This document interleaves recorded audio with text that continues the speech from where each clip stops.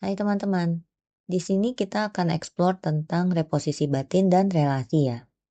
Bagi yang belum, mungkin ada baiknya teman-teman menyimak video sebelum ini tentang spiritual awakening, supaya nanti bisa relate dengan fase-fase yang aku sampaikan di sini. Dan tentang relasi bisa menyimak dua video sebelumnya ya teman-teman, semua linknya ada di deskripsi. Video ini lahir dari kebutuhan teman-teman berdasarkan poll yang aku share di grup LTA minggu lalu. Dan nanti, aku akan address 3 issues dari poll tersebut yang memang berkaitan langsung dengan reposisi batin. Kalau bicara tentang reposisi batin terkait relasi, ini sebenarnya dimulai dari beberapa hal teman-teman, yaitu di mana relasi yang dibangun dari kebutuhan itu goyah, relasi yang dibangun dari fungsi menjadi retak, dan relasi yang satu arah akhirnya terasa berat. Makanya, akhir-akhir ini banyak sekali perpisahan. Tapi di satu sisi, banyak juga terjadi penyatuan. Terkait perpisahan, ini bukan karena salah pilih orang ya, teman-teman. Tapi karena frekuensi berdirinya sudah berubah. Dan ini inevitable ya, teman-teman. Artinya, nggak bisa dihindari. Reposisi batin bukan tanda kita gagal mempertahankan hidup lama.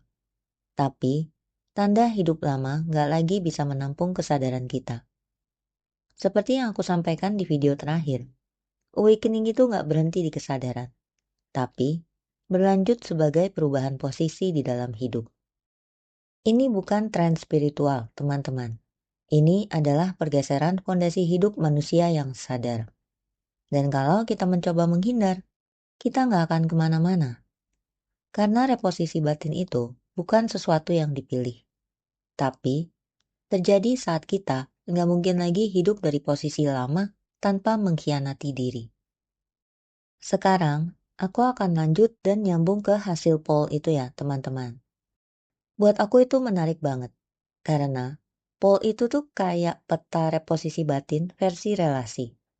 Kita awali dari isu, merasa ada yang berubah di dalam diri, tapi sulit dijelaskan. Sebenarnya, ini adalah titik awal reposisi, teman-teman. Belum ada konflik, belum ada keputusan, cuma ada satu rasa. Aku nggak di posisi yang sama lagi. Ini bukan pikiran, teman-teman. Ini adalah pergeseran internal. Setelah itu, kita lanjut ke relasi berubah tanpa kejadian besar, tanpa drama, tapi terasa beda. Ini fase di mana energi duluan berubah dan strukturnya belum. Makanya, di sini nggak ada salah siapa-siapa. Nggak ada kejadian tertentu, nggak ada percakapan besar, tapi chemistry-nya beda. Ini di mana reposisi mulai jalan, tapi masih halus. Setelah itu, kita lanjut ke peran lama terasa melelahkan, padahal dulu terasa wajar. Ini adalah momen kliknya, teman-teman. Di mana, oh ternyata, aku capek karena aku masih berdiri di posisi lama. Di sini orang mulai sadar, aku yang selalu mengerti, aku yang menyesuaikan, aku yang menopang, aku yang mengalah. Dan peran itu nggak salah, teman-teman. Tapi, nggak lagi sejajar dengan kesadaran sekarang. Dan tentunya, akan nyambung juga ke dua topik atau issues lainnya, yaitu belajar membuat batas tanpa rasa bersalah, dan sulit membedakan attachment dan cinta. Tapi itu nanti kita explore di video terpisah ya, teman-teman. Sekarang aku coba urai satu persatu ya. Dimulai dari merasa ada yang berubah di dalam diri, tapi sulit dijelaskan. Biasanya, reposisi batin itu nggak dimulai dari kejadian besar. Nggak ada konflik, nggak ada drama. Bahkan, kadang hidup kelihatannya baik-baik aja. Tapi di dalam ada yang bergeser. Ini memang sulit dijelasin, teman-teman. And that's okay. Karena ini bukan pikiran. Bukan juga emosi yang meledak. Cuma ada satu rasa kecil. Kok aku berdirinya nggak di sini lagi ya? Dan ini bisa terkait relasinya langsung ataupun juga enggak. Tapi nanti ujungnya bisa mempengaruhi relasi tertentu. Kita sering mengabaikan titik ini. Padahal, ini adalah awal segalanya. Kita biasanya langsung menepis rasa ini karena nggak ada alasan yang cukup kuat. Tapi justru di situ, kesadaran mulai bergerak. Dampak alami dari pergeseran di dalam diri adalah relasi berubah tanpa kejadian besar. Jadi ini langsung lanjut ke isu kedua ya, teman-teman. Karena pergeserannya terjadi di dalam, dunia luar mulai terasa beda, tanpa ada kejadian apa-apa. Relasi yang tadinya hangat, sekarang terasa datar. Atau mungkin bukan datar, tapi ya nggak nyambung aja seperti dulu. Padahal nggak ada yang salah, dan nggak ada juga yang perlu disalahkan. Tapi koneksinya berubah. Ini memang sering bikin kita bingung, teman-teman. Karena nggak ada narasi besar untuk menjelaskannya. Kalau teman-teman ngalami ini nggak aneh sama sekali ya, teman-teman. Teman-teman hanya lagi peka aja. Nah dari situ, nyambung ke isu ketiga, yaitu di mana peran lama mulai terasa melelahkan. Ini adalah momen kesadaran yang jujur, dan seringnya terasa nggak nyaman. Ini adalah satu titik penting, di mana kita mulai sadar, peran yang dulu terasa wajar, kok sekarang capek ya?